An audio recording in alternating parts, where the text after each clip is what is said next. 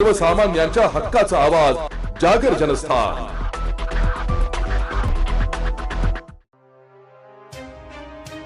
धुळ्यातील गट नंबर 4 मधील धुलिया टेंडरचे मालक गोकुळ गंगाधर बदान हे काल रात्री 9 वाजता आपली दुकान बंद करीत असताना त्यांच्या दुचाकीवर ठेवलेली लाखो रुपयाची पिशवी अज्ञात चोरट्याने क्षणात लंपास केली आहे। या घटनेमुळे व्यापारी हादरले आणि त्यांनी आरडाओरडा करून आजूबाजूच्या लोकांना गोळा केले, परंतु त्याआधीच चोरटा दुचाकीवरून पसार झाला होता।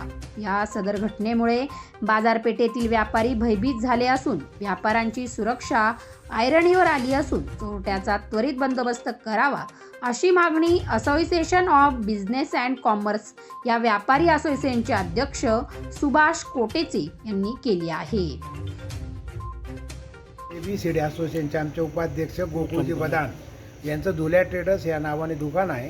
ते रात्री 9 वाजता दुकान बंद करून घरी जात असताना त्यांना तेलाची बाटली घ्यायची होती, म्हणून ते डिक्कीमध्ये त्यांनी बॅग ठेवली आणि ते दुकानामध्ये तेलाची बाटली घ्यायला गेले।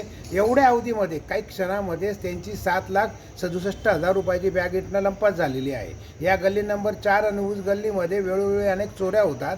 आमचे व्यापारी संध्याकाळी नेहमी पैसे घेऊन चाललेले असतात आणि प्रत्येकजण यावेळेस आता ऑनलाईन पेमेंट करेल याची कोणतीही शाश्वती नसल्या कारणाने दरवेळेस हा त्रास व्यापाऱ्यांना सहन करावा लागतोय। प्रशासनाला माझी नम्र विनंती आहे की या तिन्ही गल्ल्यांमध्ये पोलीस प्रोटेक्शन द्यायला हवं अशी विनंती आम्ही एबीसीडी असोसिएशनतर्फे आम्ही करत आहोत। जय हिंद, जय महाराष्ट्र। माझं बदान धुलिया ट्रेडर्स नावाचं माझं दुकान आहे। एकनाथ पेजे आमच्या गल्ली नंबर 4ला मी 9:15च्या सुमारास घरी जाण्यासाठी निघालो। गाडीवर माझी पैशाची बॅग ठेवली आणि तेवढ्यात एक मनुष्य आला आणि त्यांनी बॅग घेऊन लंपास झाला। किती बॅगेमध्ये 67,000 रुपये कॅश होती।